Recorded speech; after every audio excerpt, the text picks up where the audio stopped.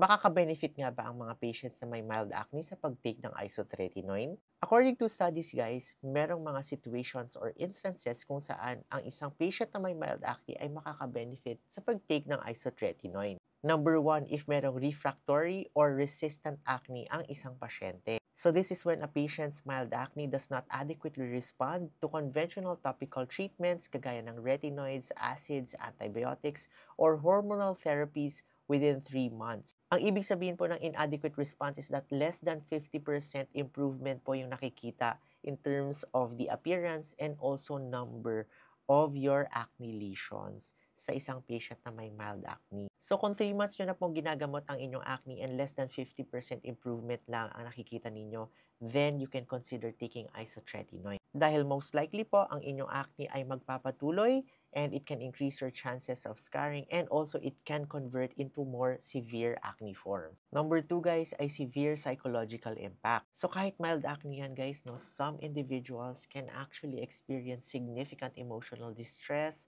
anxiety, and sometimes depression, drastically impacting or affecting a patient's quality of life. So if this happens and hindi na po nag-work talaga yung other treatments, then we can recommend isotretinoin because of its proven long-term benefit in terms of controlling acne. Number 3 is scarring or the risk of scarring. Some patients, even with mild acne, may develop acne scars, especially if they have a family history of scarring or keloid formation. Especially na din po yung mga patients na mahilig magkutkot or magmanipulate na kanilang mga comedones and pimples, no? At risk din po sila. And also yung mga individuals na nagkakaroon ng long-standing, even mild acne in very sensitive or acne scarring prone areas kagaya ng inyong cheeks, jawline area, and chin area. So in this case, isotretinoin can prevent further damage by controlling breakouts before acne scarring occurs. Number 4 guys ay frequent relapses. So if yung acne nyo po nagre-respond siya initially sa topicals, nagka-clear out,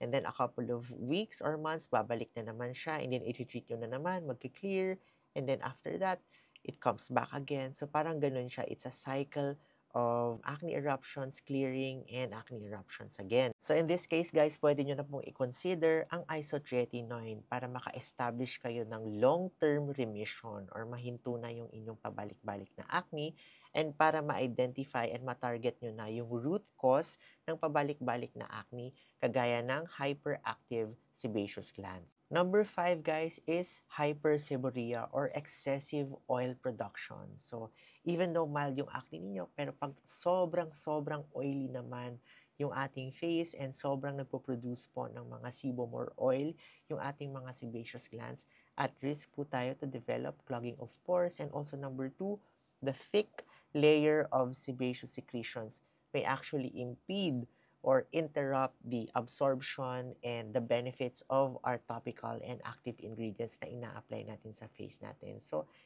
isotretinoin remains an option for these particular individuals. And finally, guys, number 6, the risk of progression from mild acne to more severe forms of acne. So in some patients, guys, what starts as mild acne can worsen and can transform into more severe forms of acne over time. And early use of isotretinoin in such cases may prevent the progression to more severe forms of acne and minimize long-term skin damage. And sa next video guys, isi-share ko sa inyo ang 10 factors to watch out for that would signify that your mild acne might likely progress to a more severe form para makonsider ninyo ang isotretinoin and para hindi na po mag-progress ang inyong mild acne to a more severe form. Alright guys, I hope this helps. For more acne tips, follow me and Basta Acne DMD. Bye!